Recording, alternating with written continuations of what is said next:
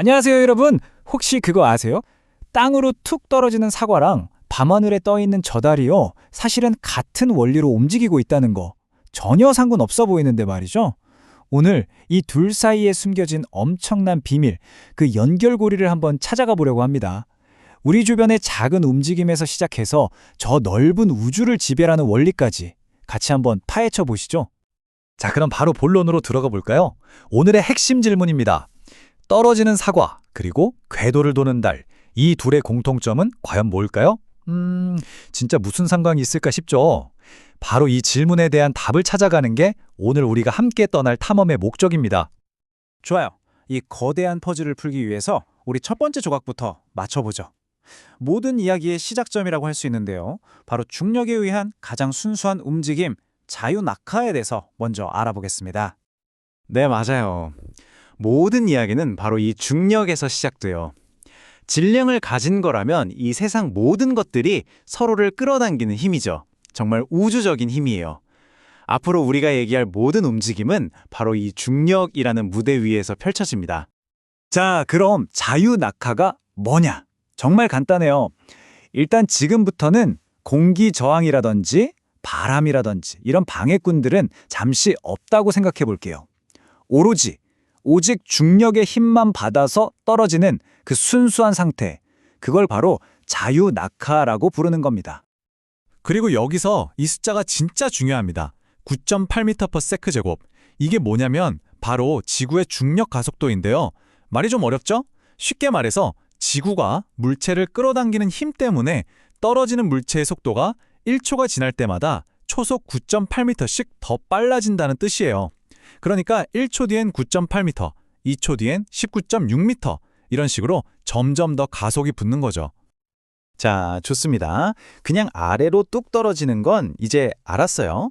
그럼 이제 여기에 변수를 하나 딱 추가해 봅시다. 물체를 그냥 떨어뜨리는 게 아니라 옆으로 휙 던지면 어떻게 될까요? 아주 재미있는 일이 벌어집니다. 자, 그래서 이런 아주 유명한 물리 문제가 있죠. 여러분도 한번 맞춰보세요. 제가 같은 높이에서 공 하나는 그냥 가만히 놓고요. 다른 하나는 수평으로, 그러니까 옆으로 힘껏 던졌어요. 과연 어느 쪽 공이 먼저 땅에 닿을까요? 자, 그 비밀이 바로 여기에 있습니다. 포물선 운동이라는 게요, 사실은 하나의 복잡한 움직임이 아니에요. 그냥 두 개의 단순한 운동이 합쳐진 겁니다. 무슨 말이냐면 옆으로 가는 운동이랑 아래로 떨어지는 운동이 각자 알아서 할 일을 하는 거예요. 옆으로는 누가 민 게 아니니까 그냥 일정한 속도로 쭉 가고요. 동시에 아래로는 중력 때문에 자유낙하를 하는 거죠. 이 둘은 서로에게 전혀 아무런 영향을 주지 않아요. 완전히 독립적인 거죠. 그래서 정답은 여러분 놀라지 마세요. 바로 동시에 땅에 닿습니다. 진짜 신기하죠? 수평으로 아무리 세게 총알처럼 빨리 던져도요. 그게 아래로 떨어지는 속도에는 1도 영향을 안 준다는 거예요. 수평 운동과 수직 운동은 서로 완전 다른 세상에 사는 것과 마찬가지랍니다. 자, 이제부터가 진짜입니다. 방금 우리가 알아본 이 아이디어를요. 이제 어마어마한 스케일로 한번 키워볼 거예요. 바로 뉴턴이 어떻게 땅에 떨어지는 사과를 보고 하늘에 떠 있는 달을 떠올렸는지 그 유명한 아하의 순간으로 들어가 보겠습니다. 뉴턴은 이걸 직접 실험해 볼 순 없었으니까 머릿속으로 상상을 했어요. 이걸 사구 실험이라고 하는데요. 이 상상 하나로 지상의 물리학을 우주까지 확장시켜 버렸죠. 자, 한번 상상해 보세요. 아주 높은 산 꼭대기에서 대포를 쏜다고 말이죠. 이 상상이 진짜 기가 막히게 핵심을 짚어줍니다. 자, 보세요. 처음엔 대포알이 얼마 못 가서 땅에 툭 떨어지겠죠? 속도를 좀 더 높이면 당연히 더 멀리 날아갈 거고요. 그런데 여기서부터가 중요해요. 속도를 어마어마하게 높이면 어떻게 될까요? 대포알이 떨어지는 동안 둥근 지구가 그 밑에서 멀어져 버리는 거예요.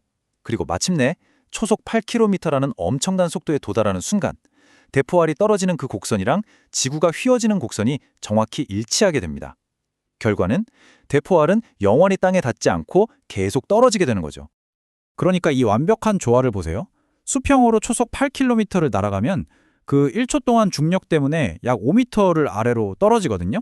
근데 정말 신기하게도 지구는 8km 앞으로 가면 지표면이 딱 5m만큼 아래로 휘어져 있어요.